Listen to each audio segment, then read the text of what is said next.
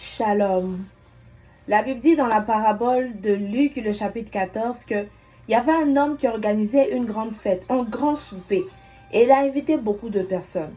Mais il s'avère que chacune de ces personnes invitées avait une excuse pour ne pas venir à la fête, pour ne pas venir au grand souper.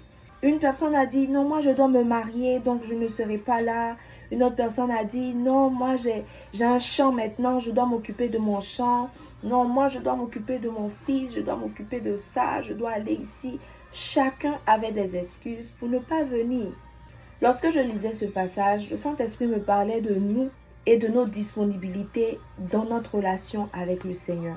Vous savez, maintenant dans ce monde, maintenant avec ce que nous faisons, avec nos activités, avec nos business, avec l'entrepreneuriat, avec même le travail, on n'a pas toujours le temps en fait, voilà, dans notre relation avec le Seigneur. Nous-mêmes souvent, on se plaint de ne pas avoir le temps pour nous-mêmes. On se plaint de ne pas avoir le temps pour sortir, pour socialiser avec les gens, pour manger, pour se faire plaisir soi-même tellement qu'on n'a pas le temps. Mais j'aimerais attirer ton attention aujourd'hui sur le fait que tu n'aies pas le temps.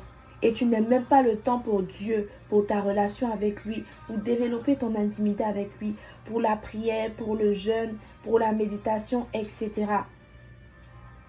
Le Seigneur lui-même sait que tu n'as pas le temps. Le Seigneur sait que c'est difficile, tu cours dans tous les sens. Le Seigneur sait que c'est compliqué pour toi de faire plusieurs choses en même temps. Lorsque tu rentres à la maison tard le soir, le Seigneur voit ta condition, il voit ta situation. Lorsque tu es très fatigué, lorsque tu finis tes examens et que tu es découragé, tu es fatigué, tu as juste envie de te reposer, tu as juste envie de profiter du moment que tu as pour toi, le Seigneur sait. Mais le Seigneur veut quand même avoir une relation avec toi. Il veut quand même que tu aies le temps pour lui. Il veut quand même que tu sois là dans cette relation que vous avez. Lorsque nous avons une relation avec quelqu'un, quelles que soient nos occupations, nous sommes là.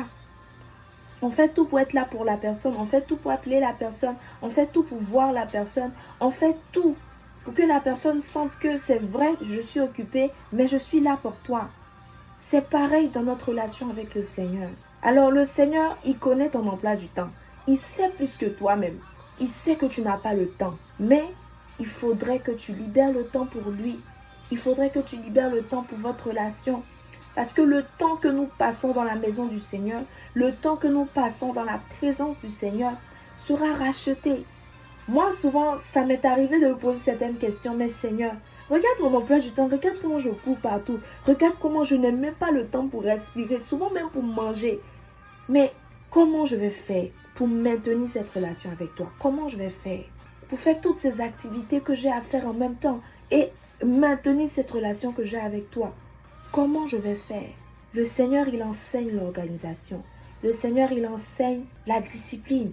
Mais toi, tu dois juste honorer tes rendez-vous avec le Seigneur. Tu dois juste maintenir cette relation par la prière, par le jeûne, par la méditation, etc. Tu dois maintenir ce standard de vie. Tu dois maintenir cette relation que tu as avec le Seigneur. Elle ne doit pas régresser. Elle ne doit pas rester au même niveau. Elle doit avancer. Elle doit progresser. Alors je t'encourage aujourd'hui. Tu n'as pas le temps. Pareil pour moi. Personne n'a le temps avec tout ce que nous faisons. Mais le Seigneur t'attend. Le Seigneur même n'a pas le temps plus que tout le monde parce qu'il doit s'occuper de tous ces enfants que nous sommes. Il doit écouter toutes nos prières. Il doit aider certaines personnes, les guerres dans le monde, etc. Comment le Seigneur fait pour toujours être là?